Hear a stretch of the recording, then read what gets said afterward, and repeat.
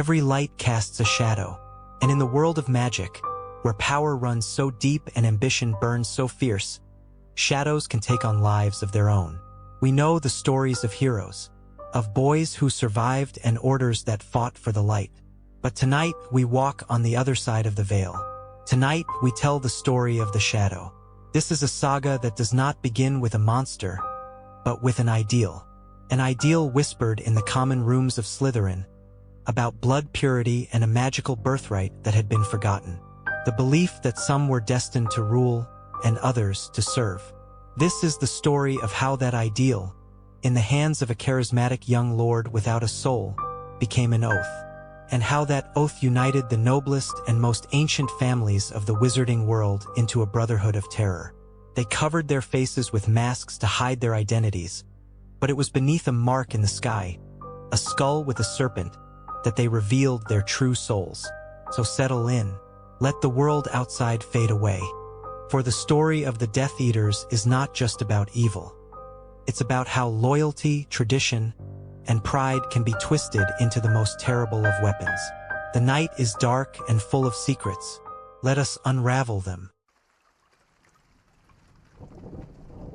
My name is Max, and tonight I've prepared something different for you.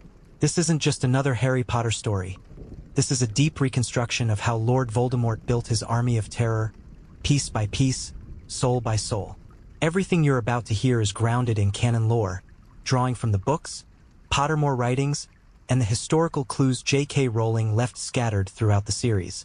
This is transformative storytelling, my own narrative voice bringing these dark histories to life, connecting the dots between Tom Riddle's Hogwarts years and the rise of the Death Eaters. It's educational, it's immersive, and it's designed to help you drift off while exploring one of the darkest chapters in wizarding history. So dim the lights, get comfortable, and let's descend into the shadows together. The story of the Death Eaters, like all great tales of darkness, does not begin with an army or a declaration of war. It begins in silence, in the mind of a single boy, an orphan boy, taken from a gray, magicless world into the enchanted halls of Hogwarts. His name was Tom Riddle. To his teachers, with the notable exception of Albus Dumbledore, Tom was a model student. He was handsome in a classical, aristocratic way, with dark hair and fine features. He was brilliant, his mind absorbing the most complex spells and potions with unsettling ease. And he was charismatic, his politeness and charm winning the admiration of his peers and the trust of most of his masters. He was the perfect prefect, the prize student, the golden future everyone expected to see one day in the Ministry of Magic. But behind the mask of perfection burned a cold ambition and a deep contempt for the world that had shaped him. Tom hated his origins. He hated the Muggle orphanage, hated the common name of his father, a man he discovered to be a Muggle who had abandoned his witch mother. Above all, he hated the mortality and weakness that this tainted heritage represented. He was not common, he was special, and he would spend every moment of his life at Hogwarts proving it. His quest was not for good grades but for greatness, for a legacy that would separate him forever from his pathetic childhood. And at Hogwarts he found the path to that greatness, his lineage. Through his mother, Merope Gaunt, he discovered he was the last living descendant of one of the noblest and most ancient pureblood families. And more than that, he was the direct heir of Salazar Slytherin himself, one of the 4 founders of the castle. This discovery was the validation his soul craved. He was not merely special, he was royalty. He was the heir to a power and an ideology that had lain dormant for centuries. Tom's obsession with his ancestor became the center of his existence. He plunged into the library archives, scouring forbidden texts and ancient scrolls in the restricted section. He was not just seeking Slytherin's history, he was seeking his power, and he found it in the legends of the Chamber of Secrets, a hidden place created by Slytherin to one day purge the school of all those he deemed unworthy to study magic, Muggleborns. And the key to opening the chamber, Tom discovered, was a gift he shared with his ancestor, a gift he had not fully understood until then. Parseltongue, the ability to speak with serpents. The moment of truth was solitary and triumphant. In an abandoned bathroom, before a sink with a small carved serpent, Tom hissed the words in the language of snakes. The sound, guttural and strange, felt natural on his lips, and the sink moved, revealing a dark, deep passage. That day, Tom Riddle the orphan died, and the heir of Slytherin was born. As he descended into the dark, damp chamber, as he walked corridors adorned with serpent statues and finally faced the immense statue of his ancestor, he felt a connection, a purpose. This place was his inheritance, his birthright. There, in the depths of the castle he now considered his own, he found the monster left by Slytherin, the basilisk, and understood the power in his hands. He was no longer just a student. He was the master of an ancient and terrible power, and he was ready to begin shaping the world in his image, starting in the corridors of Hogwarts, where he would select the first followers of his new and dark nobility. With the knowledge and power of the Chamber of Secrets at his disposal, Tom Riddle began the next phase of his plan.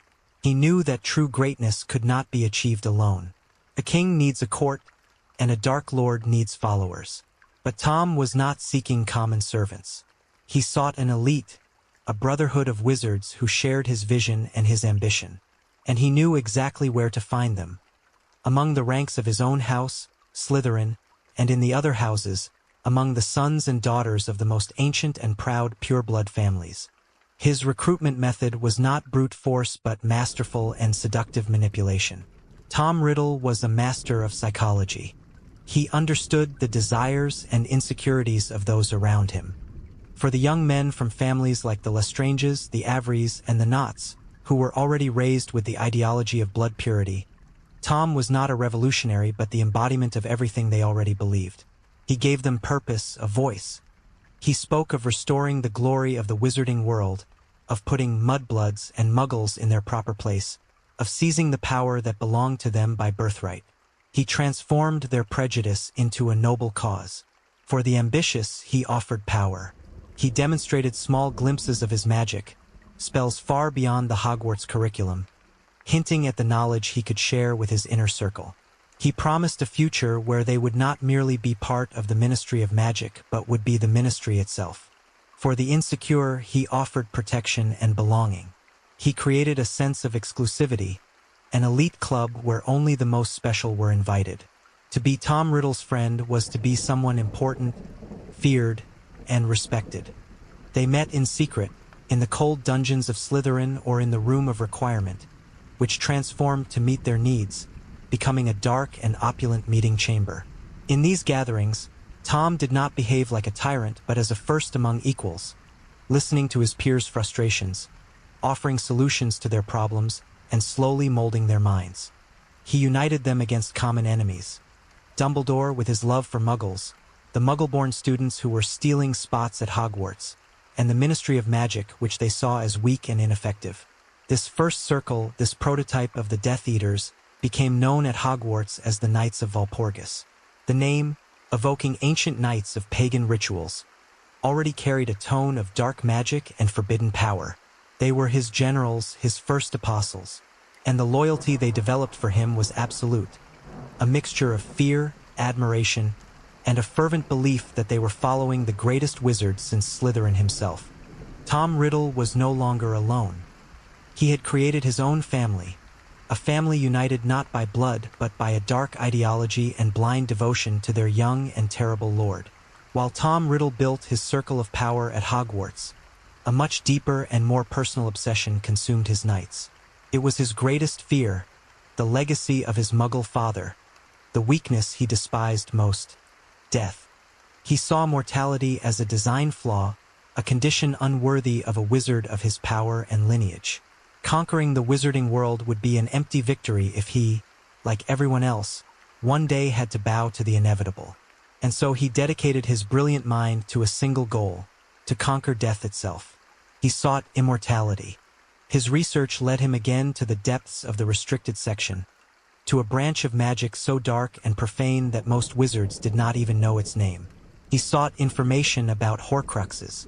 The theory was at once simple and monstrous. The soul, ancient texts said, should remain whole and intact. But it was possible, through the supreme act of evil, murder, to fracture one's own soul. And with a complex spell, the wizard could encase the fragment of their soul in an object, which would become a Horcrux. As long as that object existed, the wizard could not truly die. Even if their body were destroyed, a part of their soul would remain anchored to the world of the living, allowing them somehow to return. For Tom, this was not repugnant magic. It was the answer to all his prayers, the key to supreme and eternal power. However, the books were vague, hinting at the horror of the process but providing no practical details. And they mentioned the creation of one Horcrux, but Tom's ambition was far greater. He did not want just one anchor for his soul. He wanted a safety net. He wanted to become the most immortal of all. It was with this question in mind that he approached Professor Horace Slughorn, his potions master and head of Slytherin House. Slughorn was a man who loved collecting talented and promising students, and Tom Riddle was the jewel of his collection. One evening, during one of the Slug Club gatherings, Tom, with his calculated charm and false vulnerability, stayed behind to talk with the professor. He praised Slughorn's wisdom, spoke of his academic interest in rare magics, and finally asked the question. He asked about Horcruxes. Slughorn, shocked and uncomfortable, tried to deflect, saying it was forbidden and terrible magic. But Tom manipulated him with the precision of a master. He spoke about the number 7, the most magically powerful number, and asked if it would not be stronger to split the soul into 7 pieces. 7! Slughorn exclaimed, horrified, before realizing he had been tricked. He had confirmed Tom's theory. With the knowledge he needed, the path was clear. The first opportunity came with the opening of the Chamber of Secrets. When the basilisk killed a Muggle-born student, a girl who would become known as Moaning Myrtle, Tom Riddle used her death. In that act of indirect murder, he fractured his soul for the first time. And in a dark, secret ritual, he poured the fragment of his soul into his old-school diary. The diary, a seemingly harmless object, became his first safeguard against death, the first step in his descent into inhumanity. He had violated the most fundamental laws of nature, not with remorse, but with a feeling of triumph. Death was no longer a fate but an inconvenience to be overcome. While Tom Riddle's soul fractured in secret in the dungeons, his public persona reached the height of perfection. In his final years at Hogwarts, he was the embodiment of the ideal student, a facade so brilliant and well-constructed that it eclipsed any suspicion. He became head boy, the badge gleaming on his impeccable robes, a figure of authority and respect among students. He walked the corridors with quiet confidence, offering help to younger students, smiling at teachers, and mediating disputes with a wisdom that seemed far beyond his years. He won every award the school had to offer, from medals for magical merit to trophies for special services to the school. An award he received, ironically, for having framed Hagrid and solved the mystery of the Chamber of Secrets. No one, except one man, seemed to see the cracks in the mask. Albus Dumbledore, now one of Hogwarts' most influential professors, never wavered in his distrust. He saw Tom's charisma not as charm but as manipulation. He saw his ambition not as a desire to excel but as a dangerous hunger for power. And he saw the darkness in the boy's eyes, a void that no amount of awards or praise could fill. Dumbledore watched him closely, denying him access to certain books and keeping a vigilant eye on his activities. The relationship between them was a silent cold war, fought with polite words and piercing looks in the castle corridors. Meanwhile, Tom's secret life flourished. The Knights of Walpurgis were now a cohesive and loyal inner circle. The meetings continued, more secret and darker than ever. They no longer spoke only of ideology. They spoke of actions. Tom taught them spells that were in no library book, magic that bordered on illegal, testing his followers' limits and binding them to him with ties of shared secrets and forbidden power. He delighted in the control he exercised, the duality of his existence. By day, the perfect student. By night, the rising Dark Lord. Graduation was approaching, and with it, the end of his safe time within the castle walls. The wizarding world awaited him with open arms. Delegations from the Ministry of Magic visited him, offering him prestigious positions before he even finished his exams. He was, to everyone, the most promising young man of his generation.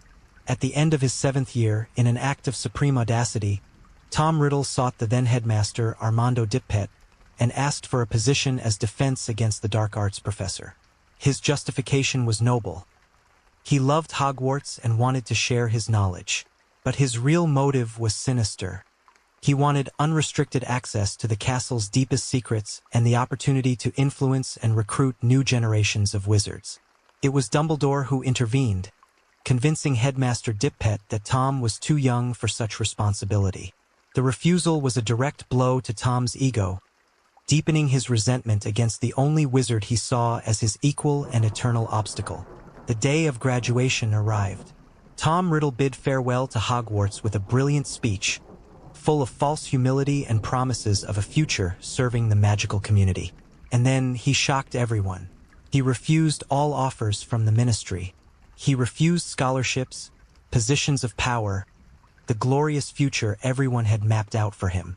Instead, he took the first step on his true path. He went to Knockturn Alley, the dark heart of the wizarding world, and accepted a modest job as an assistant at Borgin & Burke's, a shop known for dealing in dark artifacts. The mask of the prodigy had finally fallen, not with an explosion but with a silent and shocking choice. He was no longer interested in infiltrating the system. He was ready to build his own, from the shadows. Tom Riddle's graduation from Hogwarts was not a conclusion but a liberation. The mask of the model student, which he had worn with such perfection for 7 years, was discarded along with his school robes. The wizarding world, with its expectations of a brilliant career in the ministry, offered nothing he desired. Power, he knew, was not found in bureaucratic positions or public acclaim, but in forbidden knowledge and mastery over the very foundations of life and death. By accepting the modest job at Borgin & Burke's, he dove headfirst into the underworld of magic. His charm, now a cold and polished weapon, convinced wealthy and lonely witches and wizards to hand over their most precious treasures. And it was thus that he acquired the relics of 2 of Hogwarts' founders, the cup of Helga Hufflepuff and the locket of Salazar Slytherin. With the murder of their guardian, Hepzibah Smith, he sealed the cup as his new Horcrux, and with the death of some random muggle tramp, he did the same with the locket, his mother's inheritance. With these new soul fragments anchored in objects of immense power, Tom Riddle disappeared. He abandoned his job, his identity, and Britain. For 10 long years, he became a ghost, a whisper. His journey took him to the darkest and most forgotten corners of the world. He was no longer a collector of artifacts. He was a pilgrim in search of arcane power. Legends say he traveled to the dark forests of Albania, a place where magic was ancient and wild. There, he studied creatures of the night, interacting with vampires and deepening his knowledge of the soul and death. They say it was there that he found the diadem of Rowena Ravenclaw, another lost relic of Hogwarts, hidden in the hollow of a tree, and transformed it into yet another Horcrux with the murder of a local peasant.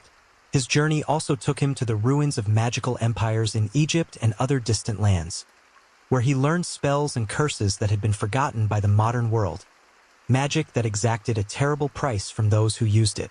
With each new secret unraveled, with each new plunge into the most profane arts, a piece of his humanity was eroded.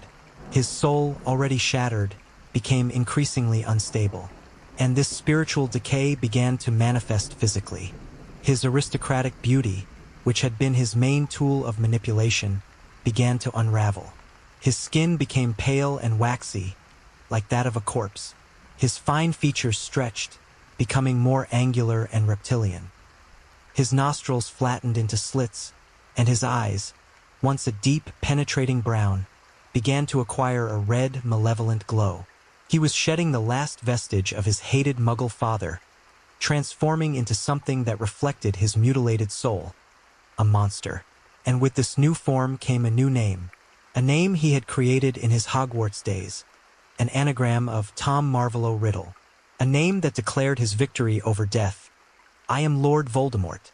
After a decade of silence, he returned to Britain, unrecognizable, powerful, and ready to begin his conquest. His first act was a test of his new audacity. He returned to Hogwarts and requested an audience with the now headmaster, Albus Dumbledore. With a new appearance and a new name, he again asked for the position of defense against the dark arts professor. His real intention was twofold: to try to locate the sword of Godric Gryffindor, another relic he coveted, and to curse the professorship so that no one could hold it for more than a year. Dumbledore, who had never stopped watching him, confronted him. The conversation was tense, a dance between the Master of Light and the new Dark Lord. Dumbledore refused the request, making it clear he knew what Tom had become. The battle lines were drawn in that office. Voldemort left the castle that night, but the silent war had become open. It was time to summon his old knights.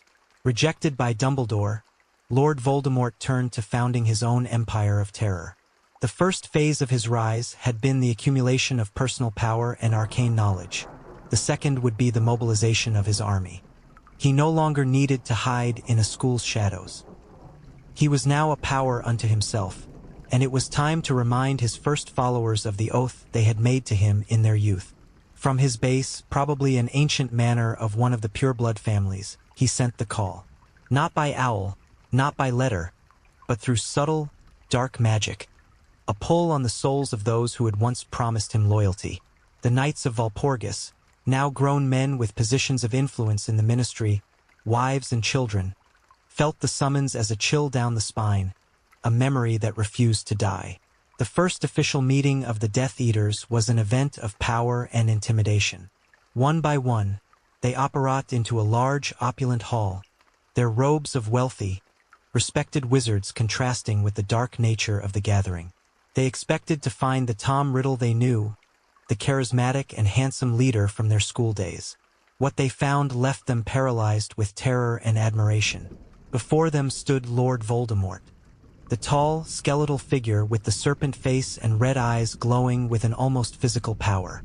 Any nostalgia they might have felt was instantly replaced by reverent fear. He was no longer their peer, their club leader. He was their master, a creature that had transcended humanity. With a cold, sibilant voice, Voldemort spoke to them of his travels, of the power he had acquired, and of the new era about to begin. He spoke to them of his vision. A purified wizarding world, ruled by those of noble blood, where Muggleborns would be eradicated and Muggles put in their proper place as servants. And then he offered them a new symbol of their loyalty, a mark of their new identity. He would no longer call them knights. They would be his Death Eaters, those who had mocked mortality at his side. To seal this new pact, he revealed the Dark Mark. The ritual was a demonstration of power and dominance. Voldemort raised his wand and touched the left forearm of his most loyal follower. With searing pain, the mark burned itself into his skin. It was an image of terrible beauty. A skull, and from its mouth, a serpent emerged, writhing as if alive. The mark was not just a symbol. It was a magical chain. Voldemort explained its function. Whenever he touched the mark on his own arm, the mark of each of his followers would burn, summoning them instantly to his presence. It was a leash, a sign that they were his property, forever. One by one, the wizards knelt and offered their arms, receiving the mark with a mixture of pain, fear, and a perverse pride. That night, the Knights of Walpurgis died, and the Death Eaters were born. The organization was formalized, the oath sealed in flesh, and Voldemort's army was ready to begin its campaign of terror. With his inner circle of marked and loyal followers, Lord Voldemort's next step was to expand his influence, not just through fear but through established power. He knew a war is not won with spells alone but with gold, political influence, and the support of the right families. His target was the oldest, wealthiest, and proudest pureblood houses of Britain, the aristocracy of the wizarding world. His strategy was one of brilliant cunning. He did not present himself to all of them as a Dark Lord seeking dominion. Instead, he presented himself as a champion of their cause, a purist who had the courage to do what they only whispered in their ballrooms. He exploited the resentment many of these families felt toward the Ministry of Magic, which they saw as weak and overly tolerant of Muggleborns and Muggles. The House of Malfoy was one of the first and most important foundations of his power. Abraxas Malfoy, and later his son Lucius, were the embodiment of pure-blood wealth and arrogance. They firmly believed in their superiority and saw in Voldemort the strong leader who could restore the natural order of the wizarding world, with families like theirs at the top. The Malfoys were not just followers. They were financiers. Their vast vault of gold funded the Death Eaters' first operations, and their manor became the unofficial headquarters of the organization. Lucius, with his network of contacts in the Ministry, became Voldemort's chief political operator, corrupting officials and spreading the influence of darkness from within. The House of Lestrange, on the other hand, represented a different kind of support. They were not motivated by politics but by fanaticism. Bellatrix, who married Rodolphus Lestrange, found in Voldemort not just a leader but a messiah. Her devotion was total, an insane and violent passion.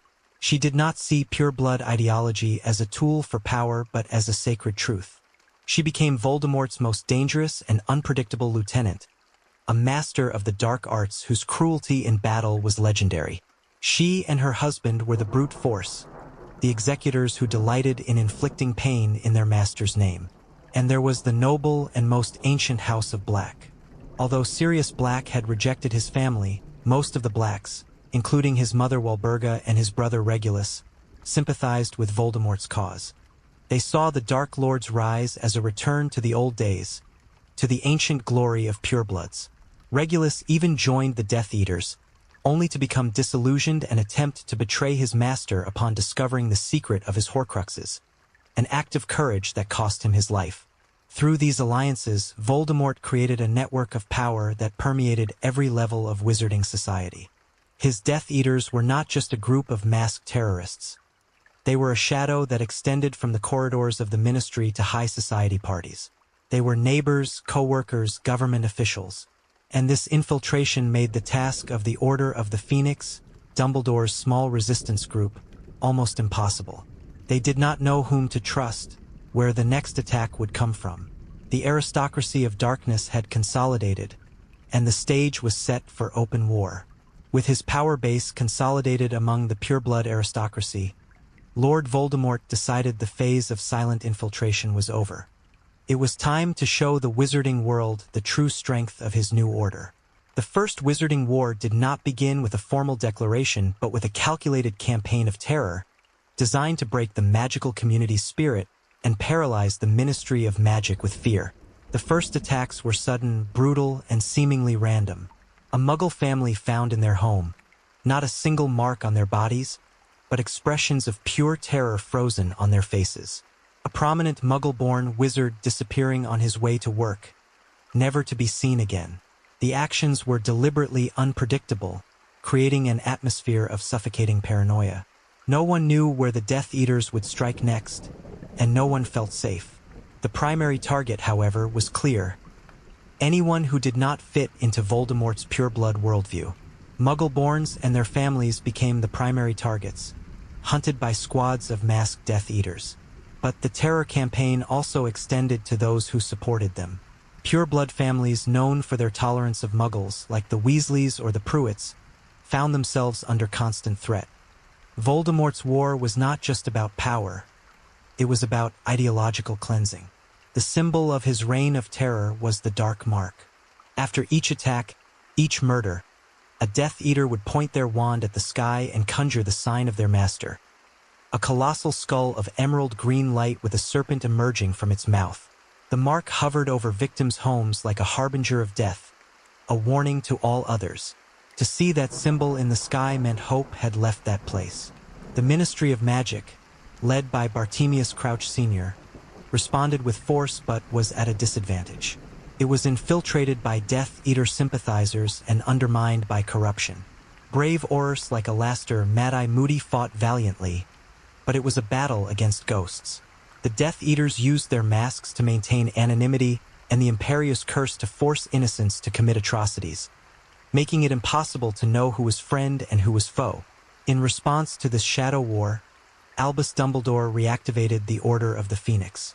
It was a small group, a secret resistance composed of witches and wizards who opposed Voldemort, operating outside the law.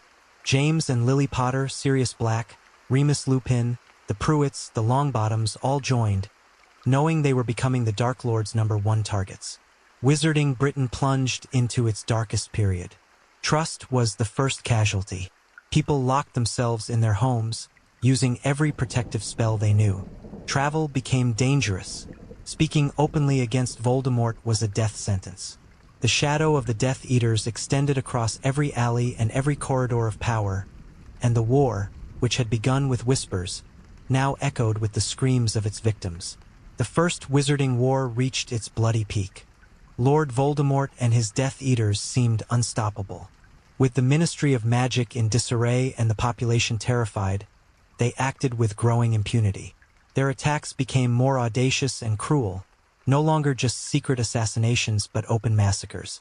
They attacked Diagon Alley, destroying shops and terrorizing families.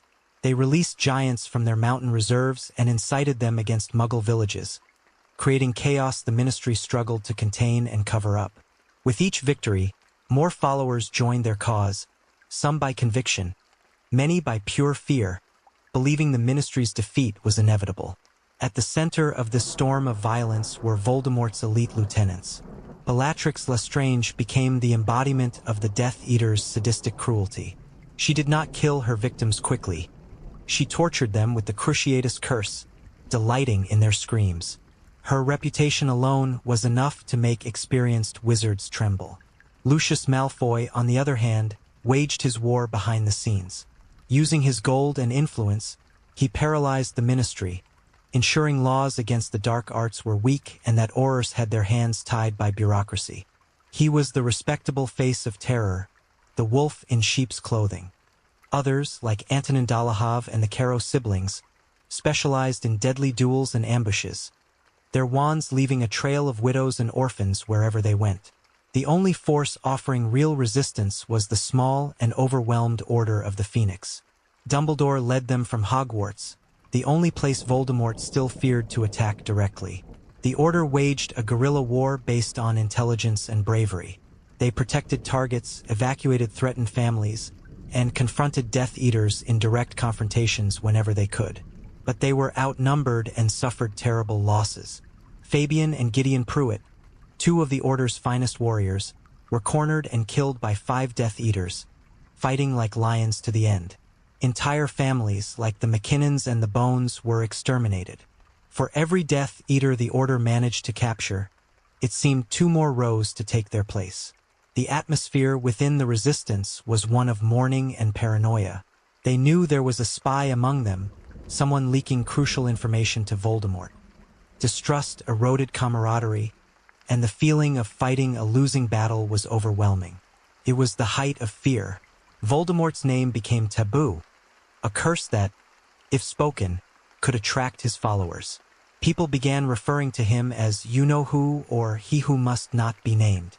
The wizarding world lived under the yoke of an invisible tyrant and his army of masked fanatics. It seemed nothing could stop them, that darkness had won. But it was in this moment of total despair that an eccentric professor, in a dusty room of a tavern, made a prophecy.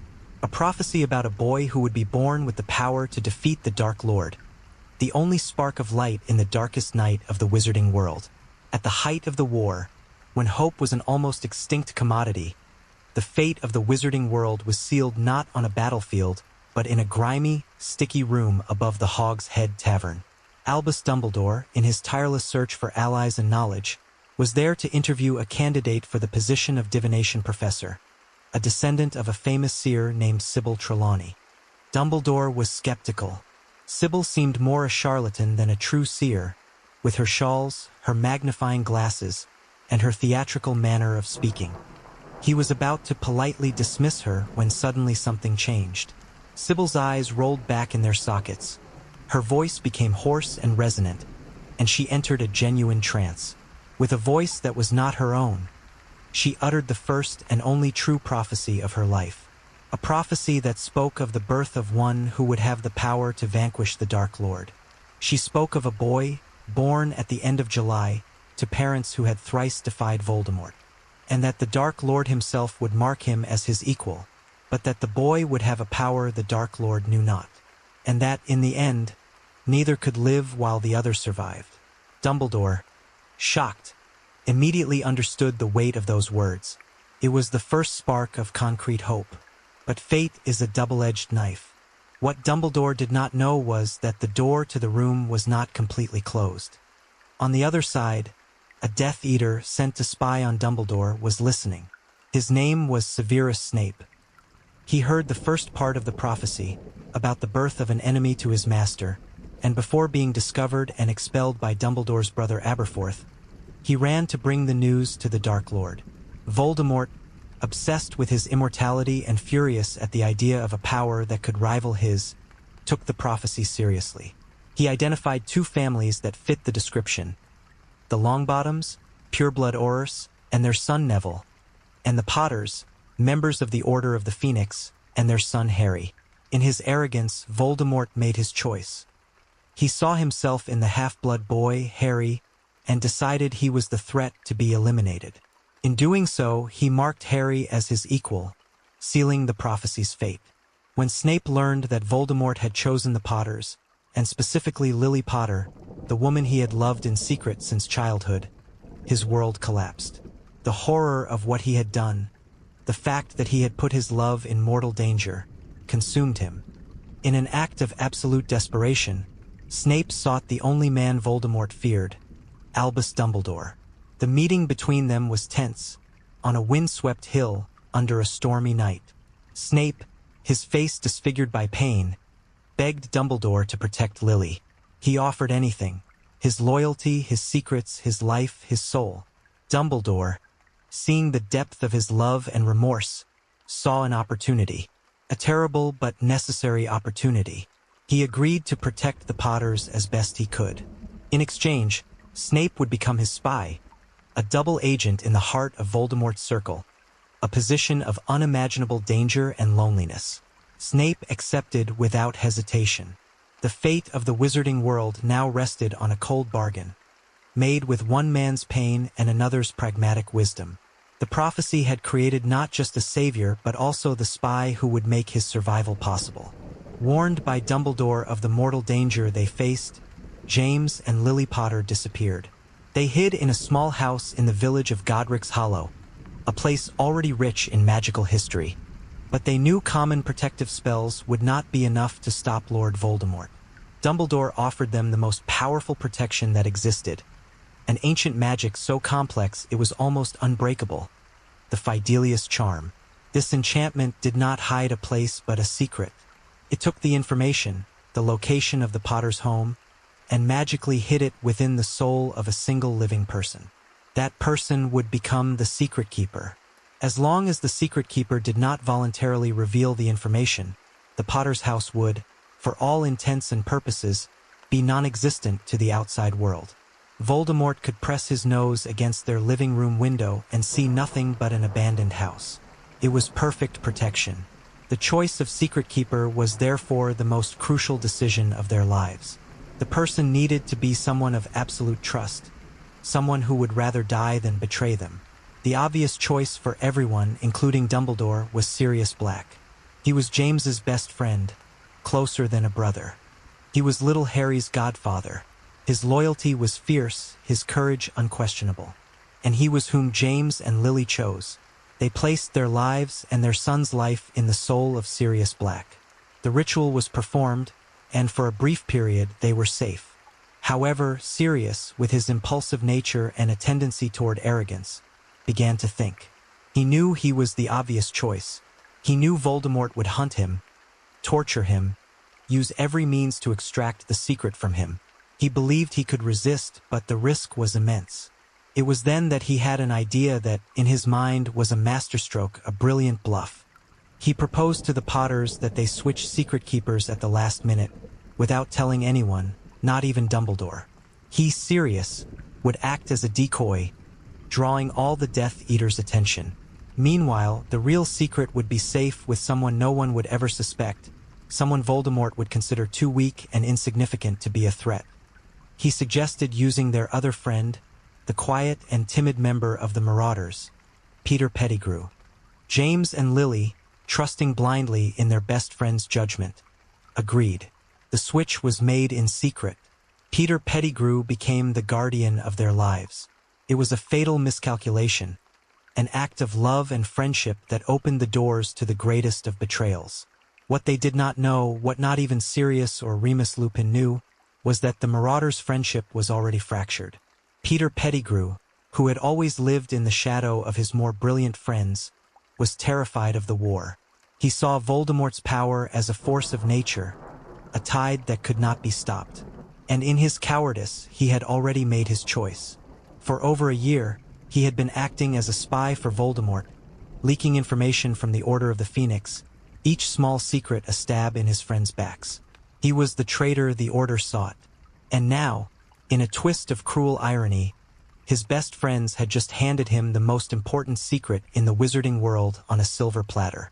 The fate of the Potters, and with it the fate of the war, was now in the trembling hands of a rat. Peter Pettigrew's betrayal was swift and absolute. Consumed by fear of Voldemort and the desire for self-preservation, he did not wait. He delivered to his master the information entrusted to him, the exact location of the Potter's house in Godric's Hollow. On the night of October 31st, Halloween night, darkness descended on the small village. While Muggle children ran through the streets in their costumes, a hooded figure walked in silence, his presence a stain of cold and death amid the celebration. Lord Voldemort had arrived. The Fidelius charm, broken by the Secret Keeper's betrayal, no longer offered protection. The house, once invisible, was now exposed and vulnerable. Inside, the Potters were living a moment of fragile peace. James, relaxed in his living room, was using his wand to create colored puffs of smoke to amuse little Harry, who laughed in his playpen. Lily watched the scene with a tired smile, the love in her eyes a warm barrier against the fear they constantly lived with. It was then that James felt it. A sudden change in temperature, an unnatural silence outside. He looked out the window and his blood froze. Voldemort was at their garden gate. In an act of pure instinct, he shouted to his wife, "Lily, take Harry and go. It's him. Run. I'll hold him off." He did not have time to grab his own wand, which was on the sofa. He faced the greatest dark wizard of all time unarmed, his body the only barrier between the monster and his family. Voldemort blew the door open with an explosive spell and, with a cold, disdainful laugh, raised his wand. A flash of green light, and James Potter, the brave and proud Prongs, fell to the floor, lifeless. Upstairs, Lily ran to Harry's room. With trembling hands, she placed him in the crib and tried to barricade the door with furniture, a futile act against the magic climbing the stairs. She heard Voldemort's slow, deliberate footsteps in the corridor. The door exploded into splinters. Voldemort entered, his red eyes glowing in the gloom, his serpent face a nightmare blur. He looked at Lily, and for a brief moment, because of Snape's request, he offered her a choice. "Stand aside, you silly girl. Stand aside now," he hissed. But Lily, with a courage born of the deepest love a human being can feel, a mother's love for her child, spread her arms, shielding the crib with her own body. She begged, not for her life, but for Harry's. "Not Harry, please not Harry, kill me instead." Voldemort laughed, his patience exhausted. Avada Kedavra, the jet of green light struck her, and she fell to the floor like a broken doll. But her sacrifice, an act of pure and intentional love, was not in vain. It invoked a form of ancient and powerful magic, a protection that Voldemort, in his arrogance and inability to comprehend love, could not foresee. Lily's sacrifice created a magical and invisible shield around her son. Ignoring this, Voldemort turned to the crib, to the child who, according to the prophecy, would have the power to defeat him. He raised his wand for the third time that night and cast the killing curse on the 1-year-old boy. But the curse, upon hitting Harry, rebounded. His mother's shield of love returned it to its caster. The spell struck Voldemort with full force. His body was destroyed, exploding in a wave of dark energy. His soul, already mutilated by Horcruxes, was violently ripped from its physical form, becoming a weak specter, less than a ghost, forced to flee and hide in darkness. In the destroyed room, Amid the silence of death, only the cry of a baby could be heard, a baby with nothing but a lightning bolt scar on his forehead. The fall of Lord Voldemort did not bring the immediate peace the wizarding world hoped for. Instead, it unleashed a wave of chaos and settling of scores. The echo of the explosion in Godric's Hollow reverberated throughout the magical community. The dark mark on every Death Eater's arm became pale and inactive, and they knew, with terror, that their master had fallen. The organization, without its tyrannical leadership, collapsed instantly. Panic set in among their ranks. Many, like Lucius Malfoy, rushed to reinvent themselves, preparing their excuses, ready to claim they had been controlled by the Imperius Curse, that they had never served the Dark Lord of their own free will. Others, the true fanatics like Bellatrix Lestrange, refused to believe. In their fury and denial, they launched a final wave of terror, torturing Orus Frank and Alice Longbottom into madness in a desperate attempt to discover their master's whereabouts. They were captured and sentenced to life in Azkaban, screaming their loyalty to a lord who could no longer hear them. But the greatest tragedy of the Order's collapse happened on Muggle streets. Sirius Black, feeling in his soul that the Fidelius charm had been broken, knew the worst had happened. He took his flying motorcycle and raced to Godric's Hollow, arriving to find the house in ruins, the body of his best friend James, and upstairs, Lily's. The pain that struck him was a physical wound, breaking something inside him. But amid his grief, his first thought was for Harry, his godson, whom he found crying but alive. He tried to take the child with him, to raise him as he had promised James. But Hagrid arrived, sent by Dumbledore with strict orders to take Harry to a safe place. Sirius, still in shock but consumed by a new emotion, a cold, absolute thirst for vengeance, reluctantly agreed. He handed Harry to Hagrid and even his motorcycle, for he had only one thought in his mind: to hunt down and kill the man responsible. Peter Pettigrew. Sirius, in his fury, was a relentless hunter. He tracked Pettigrew for days, finally cornering him on a busy Muggle street. When Sirius confronted him, the small, cowardly Peter saw there was no escape. So he staged his masterpiece of betrayal. He began shouting for the entire street to hear, his voice full of false tears. "Lily and James, Sirius, how could you? I was your friend." The Muggles around them stopped, confused, looking at the two wizards. Before Sirius could react, Pettigrew drew his wand, cast a massive explosive curse that instantly killed 12 Muggles, opened a crater in the street, and in the smoke and chaos, he executed his final act. He cut off his own index finger, leaving it at the crime scene as the only proof of his death, transformed into his animagus form, a rat, and disappeared into the sewers. When Ministry Orus arrived, the scene seemed clear and damning. A destroyed street, 12 Muggle bodies, a single bloody finger, and Sirius Black standing in the middle of the crater, laughing.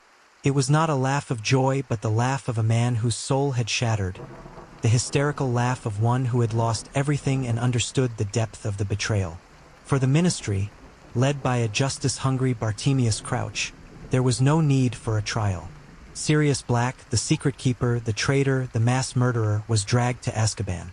The wizarding world celebrated the end of the war and the capture of Voldemort's greatest supporter.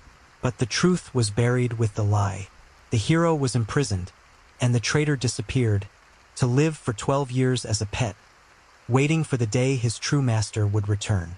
With the fall of Lord Voldemort, a wave of euphoria and relief swept the wizarding world. The war was over, the terror gone. The Ministry of Magic, under the leadership of new officials like Cornelius Fudge, rushed to declare a new era of peace and prosperity. The priority was to forget. Forget the fear, the paranoia, and the pain. Stories about the Order of the Phoenix's bravery were minimized, and the official narrative became that the Dark Lord was an anomaly, a unique evil that had been vanquished forever. This convenient denial was a balm for a traumatized community, but it was a peace built on a foundation of ashes and whispers, ignoring the embers still burning beneath the surface. The ashes were what remained of the Death Eaters, and the whispers were the first clues of their master's inevitable return. The fate of Voldemort's followers divided into three distinct paths. The first was the path of justice or vengeance. The most fanatical and notorious, those whose loyalty and crimes were undeniable, were hunted and captured by Aurors. Bellatrix Lestrange, along with her husband Rodolphus and brother-in-law Rabastin, plus Barty Crouch Jr., were tried before the Council of Magical Law for the torture of the Longbottoms. The trial was a spectacle. Bellatrix showed no remorse. On the contrary, she demonstrated defiant pride, proclaiming her eternal loyalty to the Dark Lord, screaming that he would return to reward them. Her insanity and devotion were so absolute she was sentenced to life in Azkaban, a fate she accepted not as punishment but as a vigil, waiting for her king's return. For her and others like her, Azkaban was not a prison but a temple of dark faith. The second path was that of cunning and corruption. The wealthy and influential families, like the Malfoys, the Knotts, and the Averys, used the most powerful tool at their disposal: social power and gold. When captured, they did not scream their loyalty. They whispered their innocence. Lucius Malfoy was the master of this game. He claimed, with a convincing performance of a traumatized man, that he had served Voldemort only under the effect of the Imperius Curse. He argued he had been a victim, not a volunteer. With his immense fortune, he made generous donations to the ministry and popular causes, buying his freedom and cleaning his name. He and others like him reintegrated into high society, maintaining their positions of power and influence. They kept their Death Eater robes and masks in secret chambers, and their pure-blood prejudices in polite conversations in their ballrooms, poisoning the ministry from within and ensuring that if the Dark Lord ever returned, he would find a network of allies waiting in the heart of power. The third path was that of disappearance. Many lesser Death Eaters simply hid, denying any involvement and living quiet lives, their dark marks hidden under long sleeves. And one of them, the most crucial of all, Peter Pettigrew, lived for 12 years as a rat, the pet of a wizarding family, a coward hiding in plain sight. During this decade of fragile peace, whispers began. Rumors coming from the dark forests of Albania, a remote and wild place. Travelers spoke of a formless shadow, a specter that possessed the bodies of animals, especially snakes, but was too weak to maintain physical form for long. The Ministry ignored these stories as folklore, but Dumbledore, who never believed Voldemort was truly dead, listened. He knew the Horcruxes had anchored him to this world, and he began his long and lonely hunt, seeking the fragments of his former student's soul. The peace was an illusion. The ashes of the First War were still warm, and the whispers of the Second could already be heard on the wind. And so, the first rise of the Death Eaters ends not with a final defeat but with a hiatus. With the fall of their master, the pure-blood army dissolved into ashes and whispers, leaving behind a wounded, haunted, and dangerously complacent wizarding world. Their saga is a dark lesson, a cautionary tale about how ideologies of hatred, even when born from a sense of pride and tradition, can be twisted and transformed into weapons of terror in the hands of a leader without a soul. It is a story that shows us that evil rarely presents itself as a monster with an open face.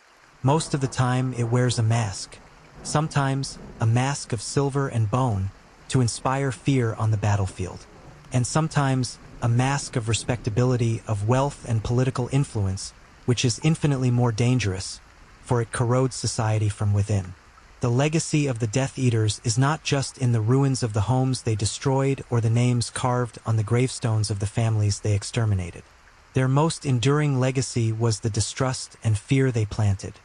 The doubt between neighbors, the mistrust in government, the fear that anyone could be a hidden enemy. They proved that loyalty to a cause, however noble it may seem to its followers, can become a justification for the most terrible atrocities. They taught us that friendship can be betrayed by fear, as in Pettigrew's case, and that devotion can transform into insane obsession, as in Bellatrix's case, and that the pursuit of power and influence, as in Lucius Malfoy's case, can lead a man to ally himself with an evil he may not even fully comprehend, just to preserve his status. The First War had ended, but the seeds of the Second were already planted. The masks were stored in dusty attics. The dark marks on the followers' arms went dormant, becoming mere pale scars. And Lord Voldemort's mutilated soul waited, in a distant forest, for a servant cowardly enough to find him and brave enough to help him rise again. The story of the Death Eaters is a reminder that shadows always remain, even in times of greatest peace, waiting patiently for a new night, for a new leader to summon them, and that the battle against prejudice and hatred is never truly won. Now, the danger has passed, at least for tonight. The hearth is warm and the darkness outside seems safe. The tale has reached its end. You may rest, and may your dreams not be haunted by silver masks or the vision of a green skull in the sky. Sweet dreams.